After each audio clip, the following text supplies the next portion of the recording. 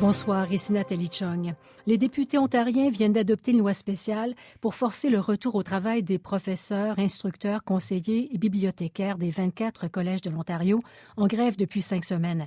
Contrairement au Parti progressiste conservateur, le nouveau Parti démocratique s'est opposé à la loi qui avait été déposée vendredi par le gouvernement libéral. Les néo-démocrates affirment que la loi brime les droits des travailleurs.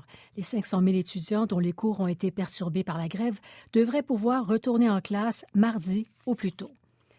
Les écoles du Québec devraient pouvoir offrir des services plus rapidement aux 42 000 élèves qui souffrent de handicap ou de troubles d'adaptation ou d'apprentissage.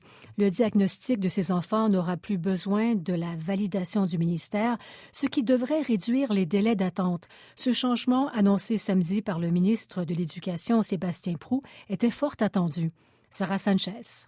Les élèves n'auront plus à attendre de se faire attribuer un code de difficulté par le ministère pour obtenir de l'accompagnement et des services particuliers à l'école. Un changement réclamé depuis longtemps par la Fédération des syndicats de l'enseignement. La présidente, Josie Scalabrini.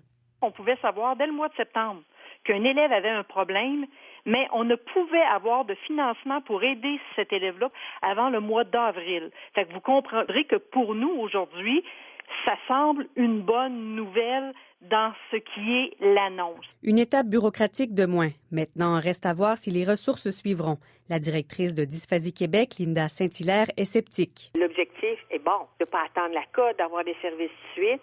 Au niveau du langage, d'avoir l'orthophoniste tout de suite. Mais vous savez qu'ils ont un budget. Là, ils vont nous dire, l'orthophoniste n'a pas le temps. On n'a pas d'argent pour engager une orthophoniste au niveau du langage. Lynne Deschamps, de la Fédération des comités de parents du Québec, compte rester aux aguets. On espère, puis on y croit, que les services seront au rendez-vous puisque l'étape de validation n'est plus là. Donc, on va continuer à être très vigilants. Le ministère de l'Éducation dit vouloir élaborer un nouveau modèle de financement dans les prochains mois en collaboration avec les partenaires du réseau. Ici Sarah Sanchez, Radio-Canada, Montréal.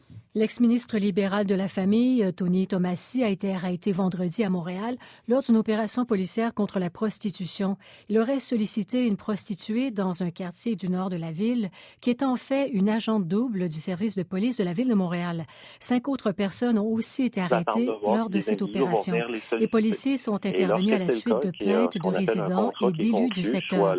Le commandant de l'escouade Éclipse du SPVM, François Harrison-Boudreau, explique que les policiers sont intervenus à la suite de plaintes. 6 personnes ont été arrêtées et relâchées sous promesse de comparaître au début du mois de février. Plus de 300 personnes du Canada et de l'étranger ont assisté en fin de semaine au Forum de la sécurité internationale d'Halifax. Les délégués ont notamment discuté de la situation au Proche-Orient. Voici Stéphanie Blanchet. Ils étaient 300 experts, politiciens et militaires haut gradés canadiens et étrangers rassemblés au Forum de la sécurité internationale d'Halifax pour discuter des enjeux qui menacent la stabilité du monde, à commencer par les problèmes les plus pressants.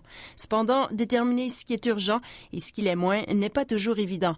L'expert en relations internationales, François Lafont, a participé à l'élaboration de l'agenda. Donc ce qui est intéressant, c'est de voir un petit peu l'évolution des relations entre les différents pays et quelles sont les questions de sécurité internationale que chaque gouvernement voit en haut de son agenda. Un horaire chargé. Au menu, des tables rondes sur les changements climatiques, la menace nucléaire, le Moyen-Orient, la militarisation de l'espace, parmi d'autres sujets. Les 3 jours de discussion n'aboutissent pas nécessairement vers des décisions. Il s'agit plutôt d'un exercice de bilan annuel ou encore d'un incubateur d'idées. Après 9 ans d'existence, le Forum demeure un regroupement semi-fermé aux États démocratiques. C'est mieux ainsi à l'avis d'Isabelle Lasserre, correspondante diplomatique pour le journal Le Figaro. C'est quand même un club de démocrates et c'est quand même bien que ça le reste. Si ce forum du jour au lendemain est ouvert à tous les non-démocrates de la planète, je pense qu'il deviendra beaucoup moins intéressant parce qu'on n'aura plus que de la langue de bois. Le forum compte plusieurs participants fidèles. Ils se sont donné rendez-vous l'an prochain au même endroit pour la 10e édition. Ici Stéphanie Blanchet, Radio-Canada, Halifax. Le conservateur Sébastien Piñera est en voie de remporter l'élection présidentielle au Chili. Les premiers résultats lui créditent 36 % des voix contre 23 % pour le candidat socialiste Alejandro Guiller. Le gagnant de cette élection va succéder à Michelle Bachelet, qui ne pouvait se représenter en vertu de la Constitution. En Allemagne, la chancelière Angela Merkel et son parti conservateur ont échoué dans leurs négociations pour former une coalition afin de diriger le pays. Cet échec des pourparlers entre démocrates chrétiens écologistes et libéraux du FDP risque d'entraîner le déclenchement de nouvelles élections au début de la prochaine année. Les libéraux du FDP estiment que les divergences entre les partis sont trop grandes pour tenter de gouverner le pays. Alors voilà, c'était les informations. Bonne soirée.